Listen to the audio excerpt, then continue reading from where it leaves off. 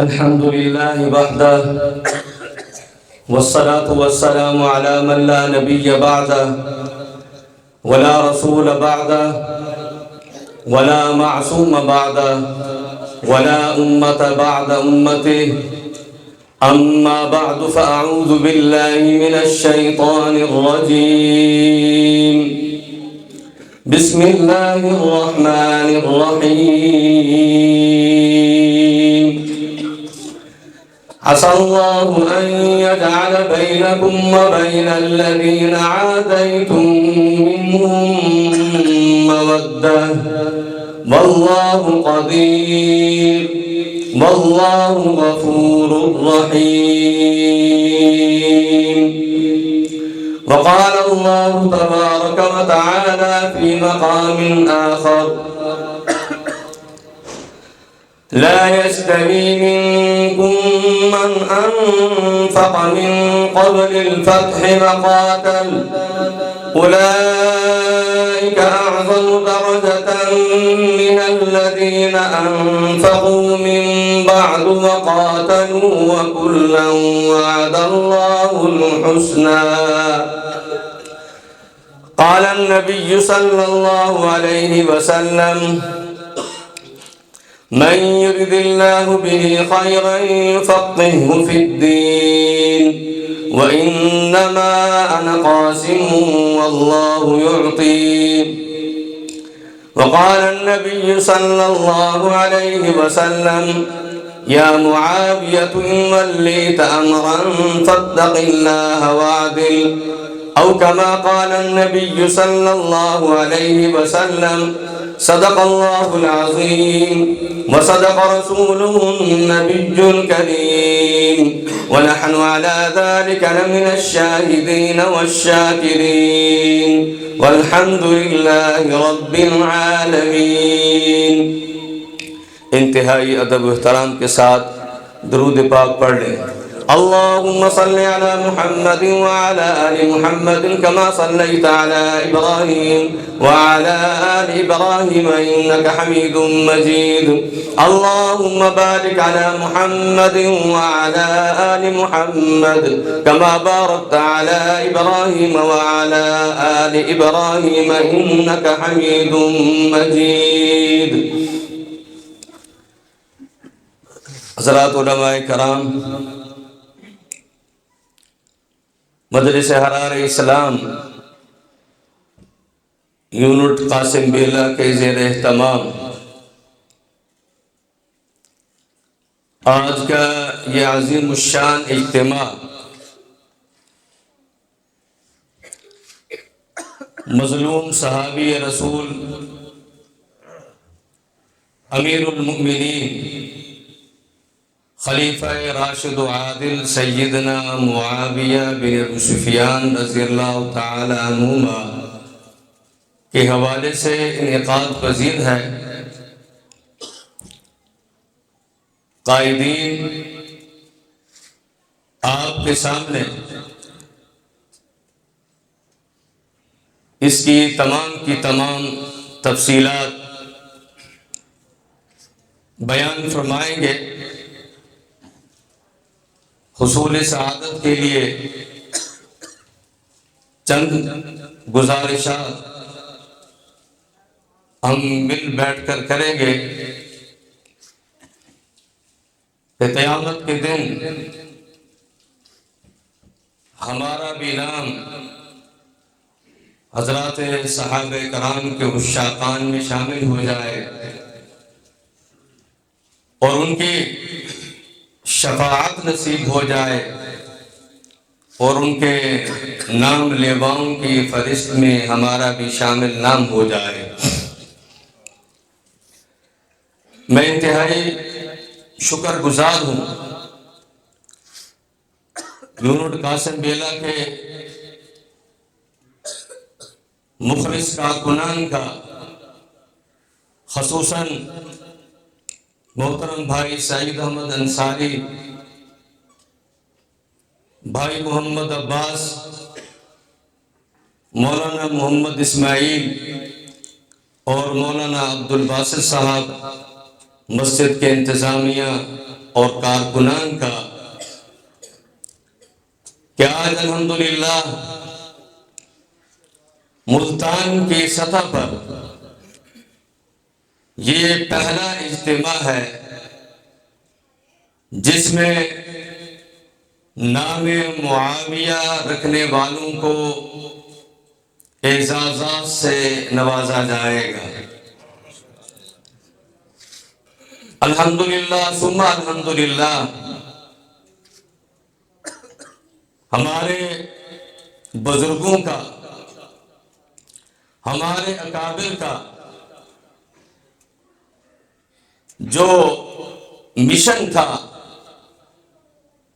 دفاع ختم نبوت کے ساتھ ساتھ دفاع صحابہ اور خاص طور پر اس مظلوم صحابی سیدنا معاویہ رضی اللہ تعالی عنہ کی شخصیت گرامی جو غیروں کے ہاتھوں ایسی شخصیت تھی کہ ان کو اچھی نہیں لگتی تھی، اپنے بھی ان کے حوالے سے نام سننا بھی گوارا نہیں کرتے تھے۔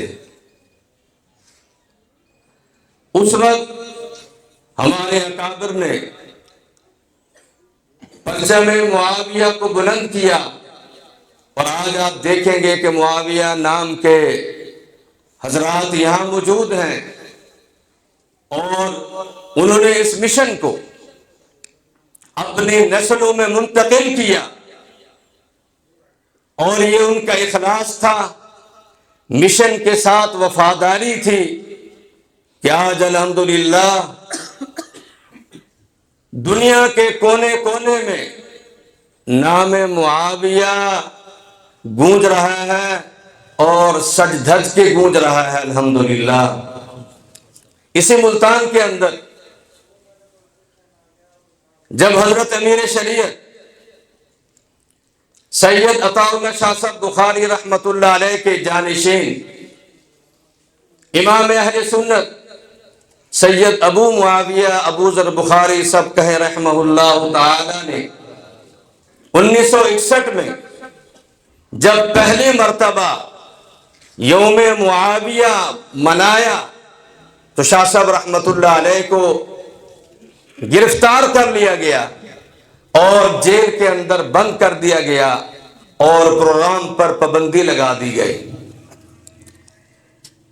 اس اللہ کے بندے نے اپنے مشن کو جیل میں بھی جاری و ساری رکھا، اور وہاں بھی حضرت معاویہ رضی اللہ تعالی عنہ کے حوالے سے 150 اشعار پر قصیدہ بہاریہ لکھا، جو اس کی گونج الحمدللہ آج بھی ہم سن رہے ہیں۔ شاہ صاحب رحمت اللہ علیہ کو جب جیل میں بند کر دیا گیا تو اس جیل کے اندر انہوں نے اپنے پین سے سیدنا معاویہ رضی اللہ تعالیٰ عنہ کی شان کے اندر اشعار لکھنے شروع کیے، سیاہی ختم ہو گئی۔ شاہ صاحب رحمت اللہ علیہ نے کوئلہ سے دیوار کے اوپر حضرت معاویہ رضی اللہ تعالی عنہ کی شان میں اشعار لکھنے شروع کر دیے۔ جب وہ کوئلہ بھی ختم ہو گیا تو شاہ صاحب رحمت اللہ علیہ نے اپنے پاک اور پوتر خون سے خون نکالا، اور خون نکال کر دیواروں کے اوپر حضرت معاویہ رضی اللہ تعالی عنہ کی شان میں اشعار لکھے۔ اور جب اشعار لکھے رات کو سوئے تو رات کو حضرت سیدنا معاویہ رضی اللہ تعالی عنہ کی خواب میں زیارت نصیب ہوئی۔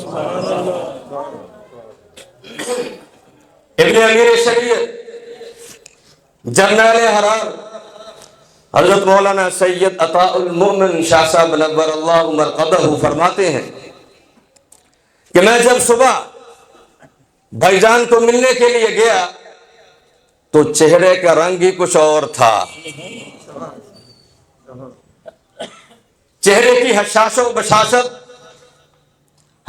بشاشت بتا رہی تھی، آج کچھ اور ہی ہو گیا ہے۔ واہ بھائیان، خیریت ہے؟ آج بڑے خوش لگ رہے ہیں۔ تو ارشاد فرمایا بس کوئی بات نہیں، میں نے جو بات ہے بتائیں۔ تو شاہ صاحب رحمت اللہ علیہ نے ارشاد فرمایا رات کو سیدنا معاویہ رضی اللہ تعالیٰ عنہ کی خواب میں زیارت ہوئی ہے اور انہوں نے میرے ماتھے پر بوسہ دیا۔ تو یہ حالات تھے، اور اس مشن کی آبیاری انہوں نے سب سے پہلے گھر سے کی ہے، گھر سے کی ہے۔ جب اللہ تبارک و تعالیٰ نے ان کو بیٹا عطا فرمایا تو گھر والوں نے کہا کہ لفظ عطا کی جو نسبت ہمارے گھر سے آ رہی ہے اسی کو باقی رکھا جائے۔ تو شاہ صاحب نے فرمایا میرا مشن اور میرا مقصد کچھ اور ہے، میں قافیے لگانا بھی جانتا ہوں اور اس فن سے واقف بھی ہوں، میں اپنے اس بیٹے کا نام محمد معاویہ رکھوں گا۔ اور یہ کوئی نئی بات نہیں تھی، حضرت امیر شریعت سید عطا اللہ شاہ صاحب بخاری رحمت اللہ علیہ نے بھی اپنے زمانہ کے کئی حضرات کے نام محمد معاویہ رکھے ہیں۔ مولوی عطیت اللہ احمد پور سیال کی طرف رہنے والے تھے، یہ ہمارے استاد محترم ہم سب کے محسن مربی حضرت امیر شریعت رحمت اللہ علیہ کے دوسرے فرزند فاتح قادیانیت فاتح ربوہ سید عطاء المحسن بخاری نبر اللہ مرقدہ نے اپنے بیان میں کئی مرتبہ یہ بات سنائی ہے۔ مولوی عطیت اللہ کے گھر میں جب بیٹا پیدا ہوا تو شاہ جی کی خدمت میں حاضر ہوئے، تو میں حضرت اللہ نے بیٹا دیا کیا نام رکھوں؟ میں اپنے بیٹے کا نام محمد معاویہ رکھوں۔ میں دیکھ رہا ہوں تمہارے خاندان میں شیعہ ازم پھیل رہا ہے، تم اس وجہ سے اور ان کے جراثیم کو ختم کرنے کے لیے اپنے بیٹے کا نام محمد معاویہ رکھو۔ تو مولوی صاحب فرماتے ہیں کہ جب میں گھر گیا میں نے اپنے بیٹے کا نام معاویہ رکھا تو میرا آدھا خاندان شیعہ ہو چکا تھا۔ کبیر والا میں ہمارے بہت بڑے مجاہد عالم تھے مولوی محمد شفیع صاحب مرحوم مغفور، ان کا جب بیٹا پیدا ہوا تو ان کے بیٹے کا نام بھی امیر شریعت نے محمد معاویہ رکھا۔ اور ایسے ہی اسی ملتان کے اندر کوٹلہ تولے خان کے اندر حافظ کالو مرحوم، ان کے ہاں اللہ تبارک و تعالیٰ ان کو اللہ نے بیٹا عطا فرمایا، ان کا نام بھی حضرت امیر شریعت رحمت اللہ علیہ نے محمد معاویہ رکھا۔ اللہ کی شان، نام رکھا کچھ عرصے ہی بعد فوت ہو گیا۔ پھر جیسے ہمارے معاشرے میں باتیں ہوتی ہیں بڑا نام بھاری ایسے ہی والا اللہ سے گن گتا ہے، وہ مضبوط عقیدہ رکھنے والے لوگ تھے، ان کا تعلق بڑوں کے ساتھ تھا۔ اللہ نے دوسرا بیٹا دیا، اس کا نام بھی محمد معاویہ رکھا کہ زندگی موت اللہ کے ہاتھ میں ہے، اور آج بھی زندہ ہیں۔ اور ایم این ادیب کے نام سے مختلف اخبارات میں لکھتے رہتے ہیں، یہ وہی ہیں جن کا نام امیر شریعت نے محمد معاویہ رکھا تھا، ایم این ادیب کے نام سے۔ تو یہ میرے دوستوں اور بھائیوں ایک مستقل مشن ہے، نظریہ ہے، عقیدہ ہے۔ یہ ان سے پوچھے کہ کن مراحل سے وہ لوگ گزرتے ہیں جن کا نام محمد معاویہ ہے، اور یہ فیض ہے جانشین امیر شریعت حضرت مولانا سید ابو معاویہ ابو ذر بخاری رحمت اللہ علیہ کا۔ اور آج ہمیں صرف اور صرف حضرت معاویہ رضی اللہ تعالیٰ عنہ کے حوالے سے جو تعارف کروایا جاتا ہے وہ یہی کروایا جاتا ہے کہ یہ وہ ہیں جنہوں نے حضرت علی سے جنگ کی تھی، یہ وہ معاویہ ہے جنہوں نے اپنے بیٹے یزید کو اپنے بعد خلیفہ بنایا تھا، بادشاہ بنایا تھا، یہ معاویہ یزید کا والد ہے، یہ معاویہ وہ ہے جس کا تعلق خاندان بنو امیہ سے ہے، اور خاندان بنو امیہ کی یہ لڑائیاں، جھگڑے اور فساد یہ ابتدائی زمانہ سے ہے، بنو ہاشم اور بنو امیہ کی لڑائیاں اور جھگڑے یہ آخر تک معاویہ نے باقی رکھے، نعوذ باللہ۔ یہ تعارف ہمیں حضرت معاویہ رضی اللہ تعالیٰ عنہ کو کروایا جاتا ہے، ہمارے بزرگوں پر، ہمارے اکابر پر۔ اللہ تبارک و تعالیٰ جتنے زمین و آسمان کے ذرے ہیں ان سے بڑھ کر ان کی قبروں پر اللہ رحمتوں کا نزول فرمائے۔ ہمارے سامنے انہوں نے جو تعارف رکھا حضرت معاویہ رضی اللہ تعالیٰ عنہ کا، وہ قرآن ہے۔ حضرت معاویہ کا تعارف کیا ہے بھائی؟ وہ قرآن ہے۔ حضرت معاویہ کا تعارف وہ نبی کریم صلی اللہ علیہ وسلم کی زبان اقدس سے نکلے ہوئے پاکیزہ کلمات ہیں، اور حضرت معاویہ رضی اللہ تعالیٰ عنہ کی حضرت علی کے ساتھ جو محبت اور مودت ہے وہ ہمارے سامنے ہے، اور حضرت معاویہ رضی اللہ تعالیٰ عنہ کو ساتھ جو حضرات حسن مجتبی رضی اللہ تعالیٰ عنہ کا حسن سلوک ہے، جو تعلق ہے، وہ کیوں نہیں بیان کیا جاتا؟ سب سے بڑھ کر، جیسے میرے برادر محترم مولانا اسماعیل صاحب ارشاد فرما رہے تھے، سب سے بڑھ کر اللہ نے ان کو جو اعزاز بخشا ہے وہ اعزاز ہے شرف صحابیت کا، اور ان کے صحابی ہونے کا شرف اور ثبوت ہمیں اہل بیت سے ملتا ہے اور بخاری شریف سے ملتا ہے۔ حضرت ابن عباس رضی اللہ تعالیٰ عنہ کے بارے میں فرماتے ہیں کہ وہ رسول اللہ صلی اللہ علیہ وسلم کے ساتھی ہیں، اور صحابی کا مقام و مرتبہ پوری امت جمع ہو جائے، پوری امت کے اعمال جمع ہو جائیں، نبی نے جو صحابی نے جو نبی کے چہرے انور کی ایک لمحہ کے لیے زیارت کی ہے، پوری امت اس صحابی کے اجر و ثواب کو نہیں پہنچ سکتی، نہیں پہنچ سکتی۔ اور یہ وہ ہیں جن کے بارے میں حضور فرمایا اصحابی کالنجوم فبأیہم اقتدیتم اہتدیتم۔ اب معاویہ وہ ستارہ ہے جس نے نبی کریم صلی اللہ علیہ وسلم سے براہ راست نور ایمان لیا ہے، روشنی لی ہے، اب ان کے پیچھے چلو گے ہدایت پا جاؤ۔ امام اہل سنت سید ابو معاویہ ابو ذر بخاری رحمۃ اللہ علیہ فرماتے ہیں راہ ملتی ہے شب کو تاروں سے، راہ ملتی ہے شب کو تاروں سے، ہدایت میرے نبی کے یاروں سے۔ شرف صحابیت حضرت معاویہ رضی اللہ تعالیٰ عنہ کو اللہ پاک نے عطا فرمائی، اور صلح حدیبیہ کے موقع پر انہوں نے ایمان قبول کیا، اور پھر کہتے ہیں جی اس نے ایمان چھپا لیا تھا، ایمان چھپا لیا تھا۔ ہم کہتے ہیں اگر حضرت معاویہ رضی اللہ تعالیٰ عنہ نے اپنے ایمان کو چھپا لیا تھا تو پوری احادیث مبارکہ کے ذخیرے میں، تاریخ کے ذخیرے میں، سیرت نبوی کے ذخیرے میں پھر ہمیں یہ بتائیں آپ کہ سن 6 ہجری میں آپ علیہ السلام مکہ المکرمہ کا طواف کرنے کے لیے آئے تھے، نہیں کر سکے تھے، واپس تشریف لے گئے تھے۔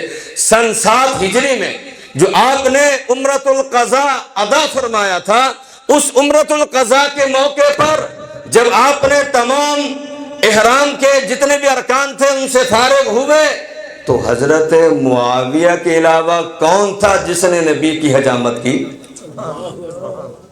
کون تھا؟ سن 7 ہجری کا واقعہ ہے۔ جس نبی کے وجود پر اللہ گندی مکھی نہیں بیٹھنے دیتی، اس نبی کریم صلی اللہ علیہ وسلم کے پاکیزہ بالوں کو معاویہ تراش رہے ہیں، کیوں؟ اور اس موقع پر کتنے اجلہ صحابہ موجود ہیں. حضرت معاویہ رضی اللہ تعالیٰ عنہ کو اللہ پاک نے یہ اعزاز بخشا ہے اور بال آخر تک ان کے پاس رہے. نبی کریم صلی اللہ علیہ وسلم کے یہ بال تقسیم کیے گئے، آخر تک ان کے پاس رہے. ناخن مبارک آخر تک ان کے پاس رہے. جب ان کا انتقال ہوا تو فرمایا میرے کفن میں یہ ساری چیزیں شامل کر دینا، ساری چیزیں شامل کر دینا.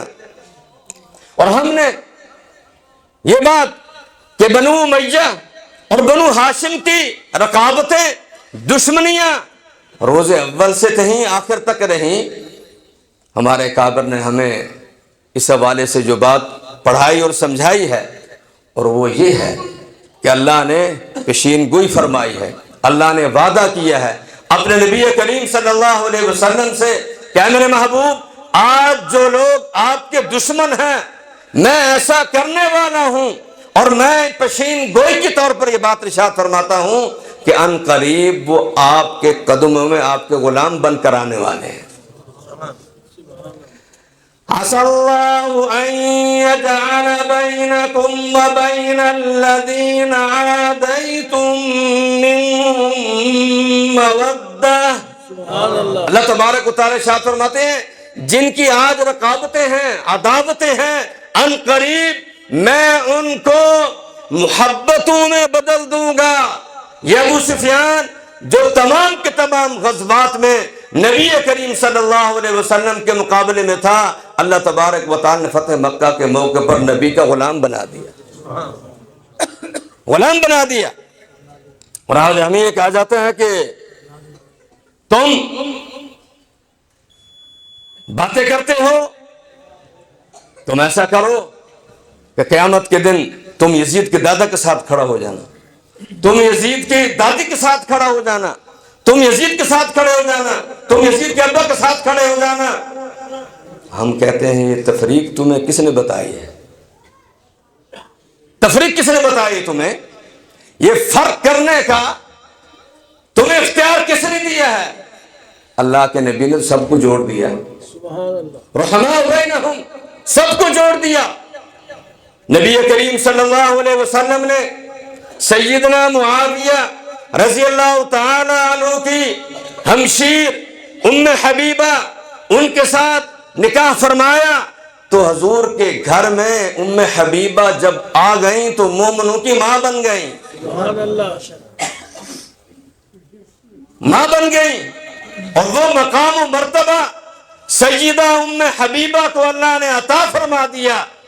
لستن کاحد من النساء، نبی کے گھر میں جو آ گئیں قیامت تک آنے والی خواتین ان کا مقابلہ نہیں کر سکتی. وازواجہ امہاتہم، نبی کے گھر میں جو بھی آئیں، اے مومنوں اے مومنات، قیامت تک آنے والے مومن و مومنات تم سب کی میرے گھر والی مائیں ہیں. ماں کا مقام و مرتبہ دیا. اور پھر حضرت عثمان رضی اللہ تعالیٰ عنہ جو بنو امیہ میں سے ہیں ان کو حضور نے 2 بیٹیاں دی ہیں، 2 بیٹیاں دی ہیں ان کو. اور یہی عثمان بن عفان رضی اللہ تعالیٰ عنہ ہی ہیں جن کے بارے میں آپ نے فرمایا عثمان اگر میری 40 بیٹیاں ہوتی وہ بھی تیرے نکاح میں دیتا چلا جاتا. یہ بنی امیہ میں سے ہیں. حضرت معاویہ کے ساتھ جنگ کی ہے، حضرت علی نے علی کے ساتھ جنگ کی ہے، وہ علی کے مقابلے میں رہا ہے. جی وہ رقابتیں پہلے والی ساتھ ساتھ چلتی رہی ہیں. یہ تو بتایا جاتا ہے، یہی کیوں نہیں بتایا جاتا کہ وجہ اختلاف کیا تھا، بات کیا تھی؟ کہ حکومت کی بات تھی، کہ خلافت کی بات تھی؟ نہیں، دونوں حضرت علی اور حضرت معاویہ رضی اللہ تعالیٰ عنہ دونوں قصاص عثمان پر متفق تھے. انتظامی مسئلہ تھا. حضرت عثمان رضی اللہ تعالیٰ عنہ کے قتل بارے میں انتظامی مسئلہ تھا. حضرت علی رضی اللہ تعالیٰ عنہ فرماتے تھے ابھی مجھے وہ طاقت و قوت حاصل نہیں کہ میں عثمان مظلوم کے قاتلوں کو سزا دے سکوں، ٹھہر جائیں. حضرت معاویہ رضی اللہ تعالیٰ عنہ فرماتے تھے حضرت میں آپ کا غلام حاضر ہوں، مجھے حکم فرمائیں، میں ایسی تیسی ان کی پھیروں گا، یہ یاد رکھیں گے، نسلیں یاد رکھیں گے ان کی. فرماتے تھے ابھی ذرا ٹھہر جائیں، یہ کفر اسلام کا مسئلہ تھا۔ اگر یہی کفر اسلام کا مسئلہ تھا تو پھر حضرت موسیٰ علیہ الصلوۃ والسلام اور حضرت ہارون علیہ الصلوۃ والسلام آپس میں جو بات ہو گئی تو یہ کیا، اس کو بھی ہم حق و باطل کا مارکا بتائیں گے، کفر اسلام کا مارکا بتائیں گے، ایک حق پر تھا دوسرا باطل پر تھا۔ حضرت علی رضی اللہ تعالیٰ عنہ نے یہ بھی فرمایا حضرت معاویہ کو، جو صوبے جو علاقے آپ کے پاس ہیں وہاں آپ اپنا نظام قائم کریں، جو میرے پاس ہیں میں یہاں خلافت کا نظام قائم کروں گا۔ حضرت علی رضی اللہ تعالیٰ عنہ جو فرما رہے ہیں حضرت معاویہ کو باطل پر ہونے کی وجہ سے فرما رہے ہیں، اور یہ ان کے حق ہونے کی دلیل ہے جو حضرت علی رضی اللہ عنہ فرما رہے ہیں۔ جنگ صفین کے موقع بعد میں جب صورتحال سر پیش آ گئی تو اس وقت سوالات ہوئے کہ حضرت یہ ارشاد فرمائیں کہ یہ جو آپ کے سامنے لڑنے والے تھے یہ کافر تھے، یہ مشرک تھے، یہ منافق تھے۔ حضرت علی رضی اللہ تعالیٰ عنہ کی زبان مبارک سے کلمات موجود ہیں، مصنف ابن ابی شیبہ حدیث مبارکہ کی کتاب اس کے اندر الفاظ موجود ہیں، وہ فرماتے ہیں یہ سب ہمارے بھائی ہیں، ہمارے بھائی ہیں۔ پھر اور سوال ہوا کہ جو مد مقابل میں مارے گئے، آپ کی طرف سے مارے گئے، یہ کہاں جائیں گے؟ یہ الفاظ ہیں فما فی الجنہ، ان کے بھی ہمارے دونوں جنت میں جائیں گے، دونوں جنت کے اندر جائیں گے۔ اور حضرت حسن مجتبی رضی اللہ تعالیٰ عنہ نے جو حضرت امیر معاویہ رضی اللہ تعالیٰ عنہ کے ساتھ صلح کا معاملہ کیا، کیا باطل سمجھ کر معاملہ کیا؟ غیر راشد ہو کر انہوں نے ان کے ساتھ معاملہ کیا؟ کیا سمجھ کر معاملہ کیا؟ ان کے سامنے ان کے ابا کا بھی فرمان تھا، حضرت علی رضی اللہ تعالیٰ عنہ کا فرمان تھا لا تکرہوا امارۃ معاویہ۔ یہ حضرت علی شیر خدا کا قول ہے، سنی شیعہ نہج البلاغہ تک کے اندر یہ بات موجود ہے، لا تکرہوا امارۃ معاویہ، معاویہ کی حکومت کو ناپسند نہ سمجھنا۔ کس کو فرما رہے ہیں؟ حسن مجتبی کو فرما رہے ہیں۔ کس کو فرما رہے ہیں؟ حسین شہید کربلا کو فرما رہے ہیں۔ کس کو فرما رہے ہیں؟ عبداللہ بن عباس رضی اللہ تعالیٰ عنہ کو فرما رہے ہیں، محمد بن حنفیہ کو فرما رہے ہیں۔ اگر تم نے معاویہ کے بارے میں کوئی اور بات کی تو پھر یاد رکھنا لوگوں کی گردنوں سے سر ایسے گریں گے، ایسے گریں گے جیسے کوڑ تما گرتا ہے۔ معاویہ کی حکومت کو ناپسند نہ سمجھنا۔ حضرت حسن مجتبی کے سامنے ابا کا فرمان ہے، حضرت حسن مجتبی کے سامنے نبی کریم صلی اللہ علیہ وسلم کا فرمان ہے۔ جب انہوں نے مسجد نبوی میں منبر کے ساتھ کھڑے ہو کر اپنے اس بیٹے سے یہ بات ارشاد فرمائی تھی، ان ابنی ھذا سید ولعل اللہ ان یصلح بہ بین فئتین عظیمتین من المسلمین، میرا یہ بیٹا سردار ہے، ان قریب مسلمانوں کے دو عظیم جماعتوں میں صلح کروائے گا۔ بین فئتین عظیمتین من المسلمین کے الفاظ ہیں۔ حسن مجتبی فوج رکھتے تھے، طاقت رکھتے تھے، اپنے ابا کے فرمان کے مطابق، اپنے نانا حضرت محمد مصطفیٰ سب کہیں صلی اللہ علیہ وسلم کے فرمان کے مطابق حضرت معاویہ رضی اللہ تعالیٰ عنہ سے فرمایا کہ میں صلح کرنا چاہتا ہوں۔ آگے حضرت معاویہ رضی اللہ تعالیٰ عنہ سفید کاغذ پر دستخط کر کے سائن کر کے حسن مجتبی کی خدمت میں بھیج دیے، جو چاہے لکھے، مجھے تمام کے تمام شرائط قبول ہیں۔ حضرت حسن مجتبی رضی اللہ تعالیٰ عنہ نے اور باتیں چھوڑتے ہیں، ان میں کیا شرط رکھی تھی کہ حکومت ایسے کرنا جیسے میرے ابا نے کی ہے، حکومت ایسے کرنا جیسے اللہ اور اللہ کے رسول کا فرمان ہے۔ نہیں، بہت ساری شرائط میں ایک شرط وہ آپ کے سامنے ذکر کرتا ہوں۔ حسن مجتبی رضی اللہ تعالیٰ عنہ نے حضرت معاویہ رضی اللہ تعالیٰ عنہ کو یہ لکھا کہ حکومت، نظام سلطنت، خلافت ایسے قائم کرنا جس طرح ابو بکر و عمر نے قائم کی تھی۔ یہ شرائط ہے میری صلح کی۔ آپ کہتے ہیں باطل تھے۔ حضرت علی رضی اللہ تعالیٰ عنہ کس کا انتخاب کیا خلافت کے لیے؟ بولے بھائی، اپنے بعد کس کو خلیفہ منتخب کیا؟ حضرت حسن مجتبی کو، وہ خلیفہ راشد۔ اور خلیفہ راشد نے جس خلیفہ کا انتخاب کیا وہ ملوکیت، وہ بادشاہ۔ حضرت حسن مجتبی کو امیر المؤمنین سیدنا علی بن ابی طالب نے ان کا انتخاب کیا، تو وہ بھی خلافت ہے، خلافت راشدہ ہے۔ اور جنہوں نے ان کا انتخاب کیا وہ بھی خلیفہ راشد ہے۔ اور امام قرطبی رحمت اللہ علیہ بہت بڑے مفسر ہیں، انہوں نے وعد اللہ الذین آمنوا منکم وعملوا الصالحات لَيَسْتَخْلِفَنَّهُمْ فِي الْأَرْضِ کے بارے میں فرماتے ہیں الف لام استغراق کیا ہے کہ اس زمین پر جب بھی کوئی ان شرائط پر خلافت و حکومت کا نظام قائم کرے گا، اس کا نظام خلافت راشد و عادل کے عین مطابق ہوگا۔ اور روایت بھی بیان فرمائی ہے کہ ابو بکر و عمر کی خلافت راشدہ تھی، بعض نے فرمایا ابو بکر و عمر عثمان و علی کی خلافت راشدہ تھی، اور آخری جو جمہور کا قول انہوں نے نقل کیا وہ یہ فرمایا ہے کہ جب بھی اس زمین پر اللہ کا نظام حکومت جب بھی کوئی نافذ کرے گا، اس کے خلافت ہوگی اور اس کی حکومت عادل حکومت ہوگی۔